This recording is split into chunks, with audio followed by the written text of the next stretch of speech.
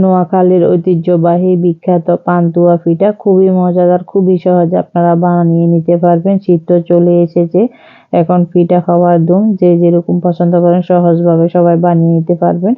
আর শুকনো চালের গুঁড়া দিয়ে বা ময়দা দিয়ে, আটা দিয়ে, আপনারা সব দিয়ে এই পিঠাটা বানিয়ে নিতে পারবেন খুব সহজে, খেতেও অসাধারণ। তো আশা করি আমার রেসিপিটি আপনাদের ভালো লাগবে। ভালো লাগলে চ্যানেল সাবস্ক্রাইব করে পাশে থাকবেন। আর ফেসবুক থেকে যারা দেখতেছেন তারা একটা ফলো দিয়ে দিবেন। তো চলুন শুরু করি। তো এই জন্য লাগবে আমাদের ডোটার জন্য লাগবে এখানে ডিম। আমি 2টা রুম টেম্পারেচারে ডিম নিয়েছি। হাফ কাপ দিয়েছি চিনি, সামান্য একটু দিয়েছি লবণ দিয়ে ভালো করে আমি মিশিয়ে নিচ্ছি যাতে চিনিটা গলে যায় পরবর্তী ব্যাটারটা, তাহলে ভালো হবে। তো দিয়ে দিচ্ছি 1 কাপ শুকনো চালের গুঁড়া, আপনারা ভিজাটাও ব্যবহার করতে পারবেন। দিয়ে দিচ্ছি 1/3 কাপ ময়দা, চাইলে আটাটাও ব্যবহার করতে পারবেন। দিয়ে দিচ্ছি স্বাদ মতো লবণ, আর দিয়ে দিচ্ছি সামান্য একটু এলাচের গুঁড়া ফ্লেভারের জন্য। ডিমের গন্ধ যারা সহ্য করতে পারেন না তারা একটু ভ্যানিলা এসেন্স দিলেও হবে, এলাচের গুঁড়া যদি না থাকে। তো এবার আমি হালকা হাতে ডিমটা মিশিয়ে নিচ্ছি।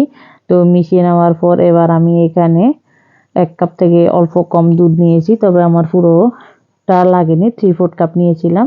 তো আরও 2 থেকে 3 টেবিল চামচের মতো রয়ে গেছে, আপনাদেরও কম বেশি লাগতে পারে।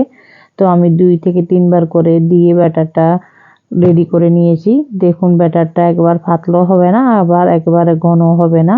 তো থিকনেসটা আমি দেখিয়ে দিচ্ছি কেমন।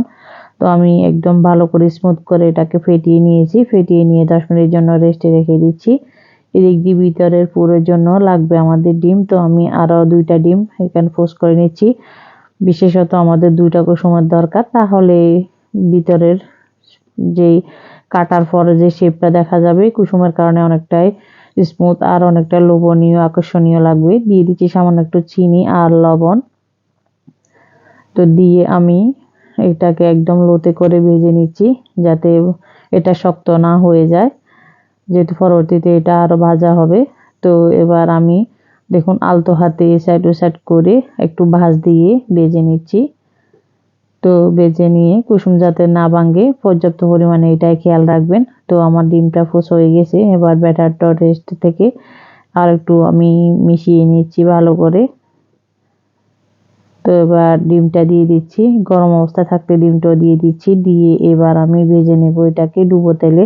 এই জন্য একটা প্যানে আমি তেল গরম করে নিয়েছি, মিডিয়াম টু লো হিটে আছে চুলার ফ্লেমটা। তো এবার আমি ডিমটা এখানে কোট করে নিয়েছি, ব্যাটারে কোট করে নিয়ে এবার চুলার ফ্লেমে দিয়ে দিয়েছি। এটাকে উল্টিয়ে পাল্টিয়ে সাইডটা গোল্ডেন ব্রাউন করে ভেজে নেব। তো আমি উল্টিয়ে পাল্টিয়ে দেখুন গোল্ডেন ব্রাউন হয়ে গেছে, এবার উঠিয়ে নিচ্ছি। উঠিয়ে নিয়ে আবার আমি ব্যাটারে চুবিয়ে দিচ্ছি। তো এভাবে করে যতক্ষণ না ব্যাটারটা আমার শেষ হবে ততক্ষণ পর্যন্ত আমি এইভাবে এটাকে একবার ব্যাটারে চুবাবো আর একবার এটা তেলে দিয়ে গোল্ডেন ব্রাউন করে ভেজে নেব। তো তখন কাটার পরে প্রত্যেকটা লেয়ার গোল্ডেন ব্রাউন দেখা যাবে আর দেখতেও ভালো লাগবে। তো এভাবে করে অনেকটাই বড় হয়েছে, আপনারা চাইলে এখানে 2টা বানাতে পারেন। তো আমার ব্যাটার লাস্ট স্টেজে দেখুন ব্যাটারটা আরও খুবই অল্প। তো আমি আবারও এটাকে দিয়ে দিচ্ছি, আর আমার দেখুন বাটিটা পুরোই ভরে গেছে, তেলটা অনেকটা কমে এসেছে। তো আমি বাকি ব্যাটার যেগুলো অবশিষ্ট রয়েছে এগুলো উপর সাইডে দিয়ে এবার উল্টে পাল্টে আবারও গোল্ডেন ব্রাউন করে ভেজে নিচ্ছি। তো আমার গোল্ডেন ব্রাউন করে ভাজা হয়ে আসছে, দেখুন আমার পিঠার লাস্ট স্টেজ। এবার নামিয়ে ঠান্ডা করে নেব, গরম অবস্থায় কাটা যাবে না। আর এটা যত লাস্ট স্টেজে পিঠাটা অনেকটা বড় হবে, 2টা হাতল দিয়ে উঠিয়ে উল্টিয়ে পাল্টিয়ে নেবেন। তো আমি পিঠাটা একদম ঠান্ডা হয়ে যাওয়ার পর কেটে নিচ্ছি, দেখুন ভিতরের অবস্থা কিরকম সুন্দর লাগতেছে আর অসম্ভব টেস্টিও হয়েছিল। তো আমি এবার পিস পিস করে নিচ্ছি। এই পিঠাটা বানিয়ে আপনারা 2 থেকে 3 দিন পর্যন্ত এইভাবে রেখে খেতে পারবেন, আর নর্মাল ফ্রিজে রাখলে তো আর বেশি দিন রাখা যাবে।